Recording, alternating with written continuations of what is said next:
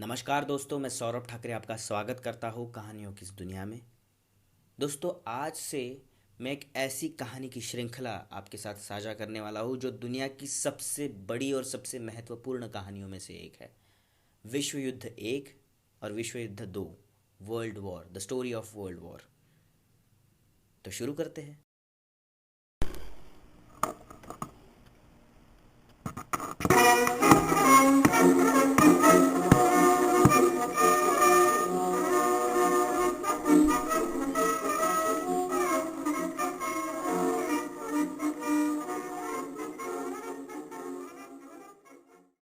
An das deutsche Volk.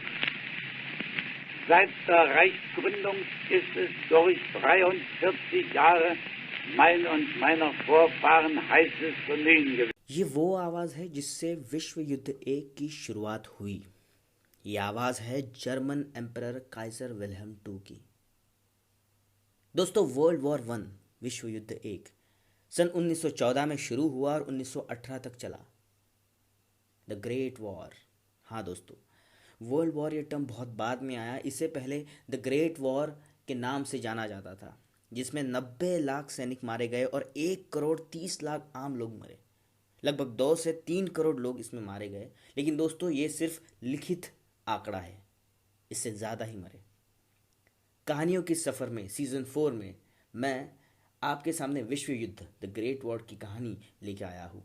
ये युद्ध कैसे हुआ, इसके पीछे क्या क्या कारण थे, कौन कौन सी कॉन्स्पिरेसीज थी। हमारा ये सफ़र विश्व युद्ध एक से शुरू होगा और विश्व युद्ध दो का पड़ाव भी पार करेगा। वैसे तो कोई ठोस कारण कोई भी इतिहासकार बताने में सक्षम नहीं हुआ है कि किन किन कारण के हेतु वर्ल्ड वॉर वन हुआ, लेकिन हम यहाँ पे कुछ कड़ी सुलझाने की कोशिश करेंगे। द ग्रेट वॉर की शुरुआत तब हुई जब एक 19 साल के युवक गावरिलो प्रिंसिप ने ऑस्ट्रिया हंगेरी एम्पायर के सबसे प्रबल उत्तराधिकारी आर्च ड्यूक फ्रांस फर्डिनांड और उसकी पत्नी की हत्या कर दी।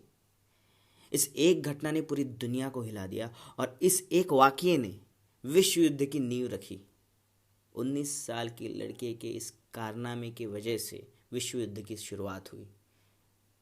अगर ये चीज़ नहीं होती तो शायद विश्व युद्ध रुक सकता था या फिर नहीं भी होता। लेकिन दोस्तों, ये एक निमित्त मात्र था युद्ध शुरू करने के लिए।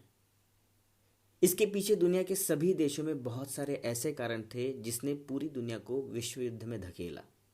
दोस्तों, ये पूरी कहानी जानने के लिए हमें विश्व युद्ध शुरू होने से 90 साल पहले, 1914 से 90 साल पहले पीछे जाना पड़ेगा।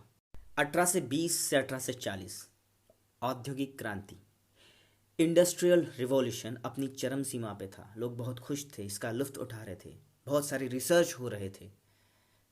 पुरुष और महिलाएं बाहर निकलकर काम करने लगे थे।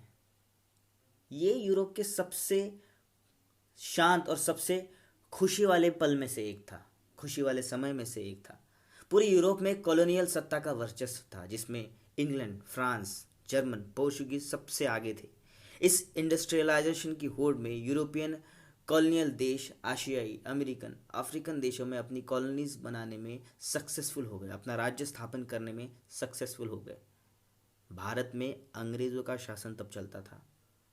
बहुत सालों से दुनिया में अपना वर्चस्व रखने वाला तुर्की साम्राज्य, ऑटोमन एम्पायर, अभी कमज़ोर होने लगा था। जर्मन औद्योगिक क्रांति की रेस में सबसे आगे था। Motorcycles, motor cars, tanks, ships, airplane, train, इन सभी का संशोधन होने की वजह से ट्रांसपोर्टेशन, ट्रैवल, टूरिज्म को बढ़ावा मिलने लगा था।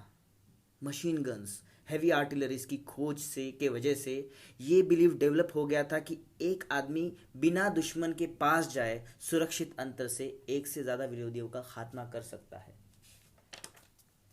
जो पहले संभव नहीं था वो आज 20वीं सदी में के शुरुआत में संभव होने लगा था। सैनिक हथियार विकसित करके उस हथियारों को और तेज़ करने की होड़ शुरू हो गई थी। केमिकल वेपन्स इजाद हुए थे।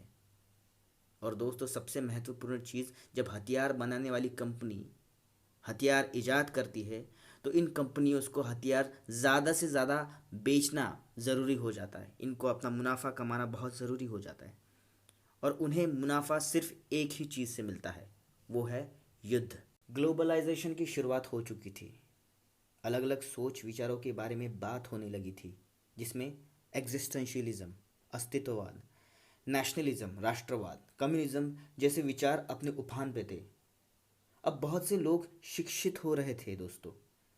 किताबें छपने की मशीन्स की वजह से लोगों के पास किताबें आने लगी, वो पढ़ रहे थे। सामान्य लोगों का एक खुद का विचार, खुद का पॉइंट ऑफ व्यू बनने लगा था। राजशाह और हुकुम शाह पे लोग सवाल करने लगे थे, क्योंकि फ्रेंच रिवॉल्यूशन का प्रभाव पूरी दुनिया में हुआ था। आम लोग सोच रहे थे।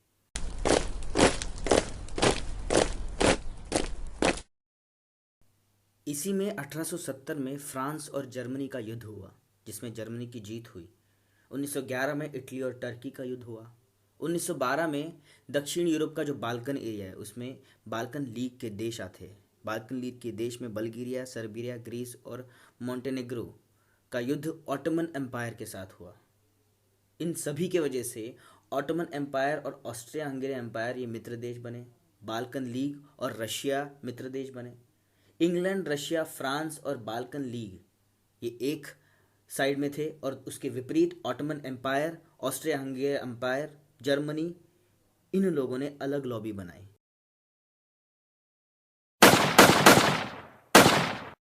सभी देशों की राजनीति और कूटनीति अपने चरम सीमा पे थी।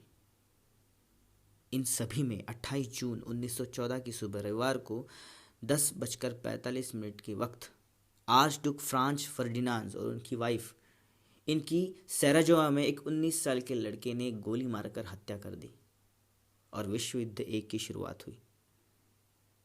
लेकिन दोस्तों, सिर्फ यही एक कारण नहीं था।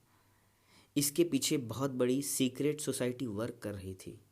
बहुत सारे फैक्टर्स थे, बहुत सारे लोग काम कर रहे थे। इन सभी के बारे में हम डिस्कस करेंगे अगले एपिसोड में।